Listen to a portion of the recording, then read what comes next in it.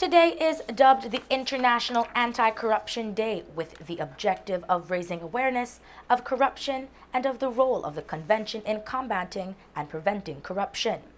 The General Assembly of the United Nations adopted the Convention Against Corruption on October 31, 2003. The Assembly further went to designation December 9th as International Anti-Corruption Day, with enforcement of the Convention happening in 2005. The Convention is a document that several nations from around the world have signed on to, but Belize is not one of the signatories. It is an issue of great concern, particularly with the Belize Progressive Party, as it had formed a part of their election campaign. It has been just over a month since the elections were held, but Robert Lopez of the BPP told Love News Today that the lobbying for Belize to become a signatory will continue. Today is International Anti-Corruption Day. It's the 12th anniversary.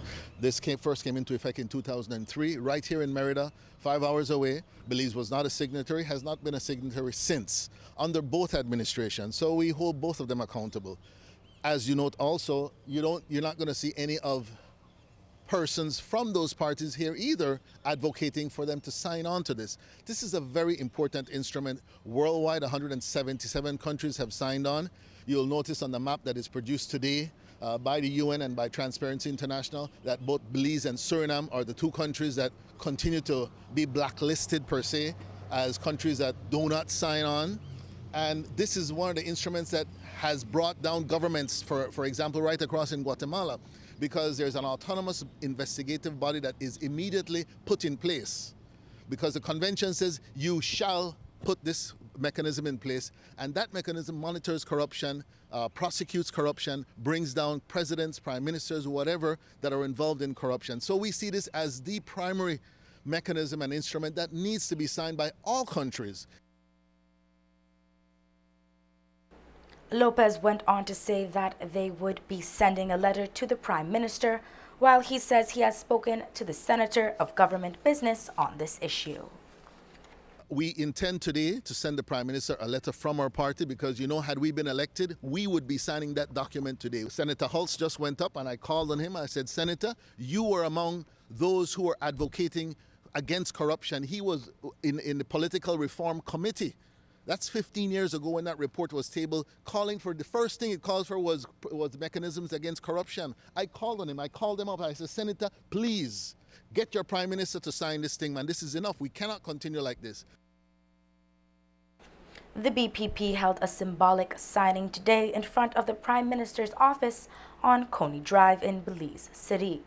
At the forefront of the United Nations Convention of Anti-Corruption are the United Nations Development Program, UNDP, and the United Nations Office on Drugs and Crime, UNODC.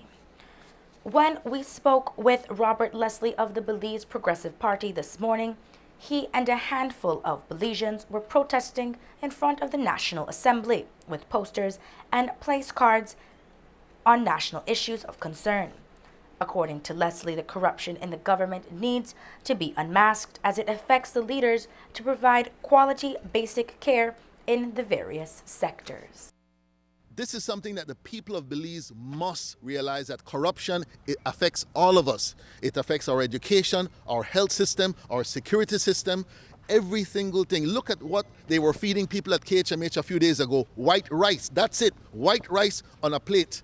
Giving our people, there's no nutrients in white rice and the people are sick. Give them healthy foods.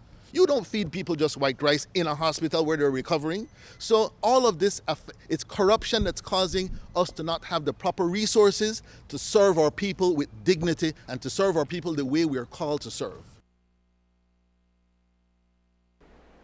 Leslie and the other protesters held their plaque cards up until 10:15 this morning when they went inside to see the Senate proceeding.